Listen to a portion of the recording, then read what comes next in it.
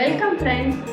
எப்பவுமே பார்த்தோம்னா இந்த கருப்பு பன்னீர் திராட்சையில் மேலே ஒரு பெஸ்டிசைடு ஒட்டிகிட்டே இருக்குங்க.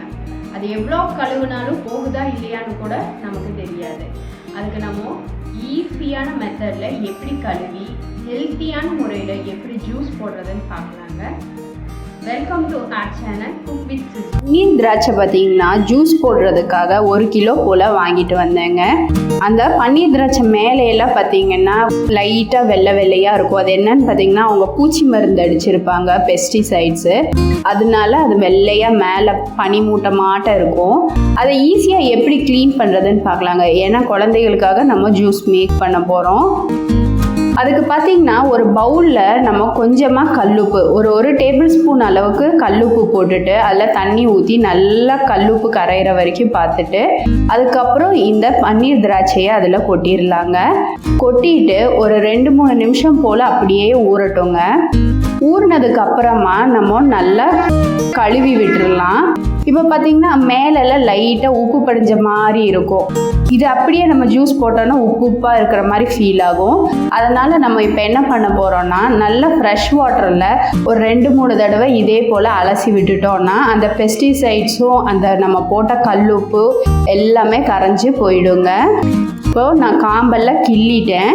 இப்போ இதை ஒரு 2 தடவை 3 தடவை போல் திரும்பவும் நம்ம அலசி எடுத்துக்கலாங்க. இது போல் ஒரு ஸ்ட்ரெயினரை வச்சு வடிகட்டும் போது தண்ணி எல்லாம் சுத்தமாக வடிகட்டிடும்.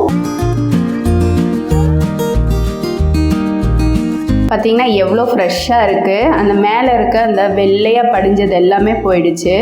இப்போ நான் ஒரு மிக்சர் ஜாரில் இந்த திராட்சை பழத்தை முழுசாக போட போகிறது இல்லைங்க. ஏன்னா 1 கிலோ வாங்கியிருக்கோம், பாதியாக 2 பேட்சாக போட்டுக்கலாம்.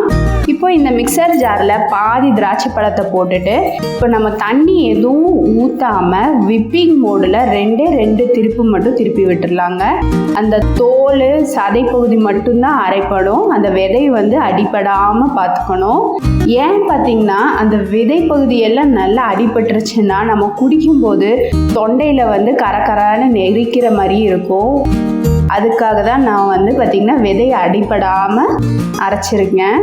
ரொம்ப ஓவராக ஓட்டிட்டோன்னா இந்த விதையும் நல்லா மசிஞ்சிடும். அப்புறம் நம்ம குடிக்கும்போது பார்த்திங்கன்னா இந்த குழந்தைகள்லாம் குடிக்கும்போது தொண்டையெல்லாம் கொஞ்சம் பிடிக்கிற மாதிரி இருக்கும். அதுக்காக தான் நான் பார்த்திங்கன்னா இது போல் அடிச்சிருக்கேன்.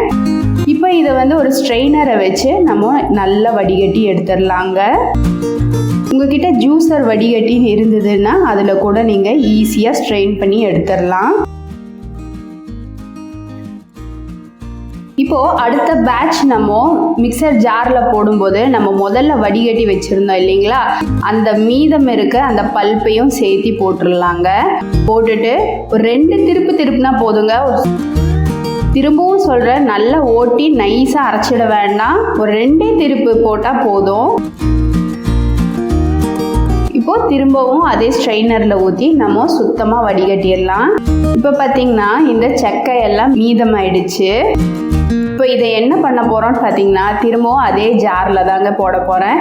இதுக்கு மேலே திரும்பவும் அரைப்பேன்னு நினைப்பீங்க, சத்தியமாக இல்லைங்க. இதில் நம்ம திரும்பவும் தண்ணி ஊற்றிடலாம். தண்ணி ஊற்றிட்டு நம்ம மிக்சர் ஜார் மூடி போட்டு மூடிட்டு அப்படியே லைட்டாக ஷேக் பண்ணி விட்டுறலாங்க. நல்லா ஒரு தடவை குலுக்கி விட்டுறலாம்.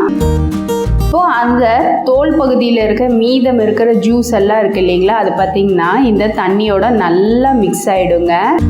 பார்த்திங்கன்னா நல்ல ஒரு ஜூஸ் கன்சிஸ்டன்சிலேயே இருக்குது பாருங்கள். நம்ம ஓட்டவே கிடையாது, வெறும் தண்ணி வச்சு தான் கலந்து விட்டுருக்கோம். இப்போ நான் இங்கே கொஞ்சமாக கை விட்டே கலந்துக்கிறேன். இல்லை நீங்கள் ஸ்பூன் வச்சு கலக்கிறதா இருந்தாலும் கலக்கிக்கலாம். பார்த்திங்கனாலே தெரியும், வெறும் தோலும் விதையும் மட்டும்தான் இருக்குது, பல்ப் எதுவுமே இல்லைங்க. பார்த்திங்கன்னா சூப்பராக ஜூஸ் ரெடி ஆகிடுச்சு. இதில் பார்த்திங்கன்னா நான் சர்க்கரை, நாட்டு சர்க்கரை எதுவுமே சேர்க்கலை. உங்களுக்கு வேணும்னா நீங்கள் சேர்த்திக்கலாம். ஏன்னா நான் வாங்கின இந்த பன்னீர் திராட்சையில் பார்த்திங்கன்னா நல்ல இனிப்பு இருக்குது. அதனால் நான் இதில் எதுவுமே சேர்க்க போகிறது இல்லைங்க.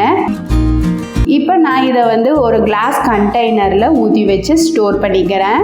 ஏன்னா குழந்தைங்க ஈவினிங் தான் வருவாங்க, அவங்க எடுத்து குடிக்கிறதுக்கு சில்லுன்னு ஆகிறதுக்கு கரெக்டாக இருக்குங்க. அவ்வளோதாங்க, நம்ம செய்த இந்த கிரேப் ஜூஸ் ரெசிபி உங்களுக்கு பிடிச்சிருந்தா லைக் பண்ணுங்கள், ஷேர் பண்ணுங்கள். மறக்காமல் குக் வித் சுஜிக்கு சப்போர்ட் பண்ணுங்கள் ஃப்ரெண்ட்ஸ். பெல் ஐக்கானோட ஆளுங்கிற ஆப்ஷனையும் கிளிக் பண்ண மறந்துடாதீங்க. இது வரைக்கும் வீடியோவை பொறுமையாக பார்த்ததுக்கு ரொம்ப ரொம்ப நன்றி ஃப்ரெண்ட்ஸ். தேங்க்யூ.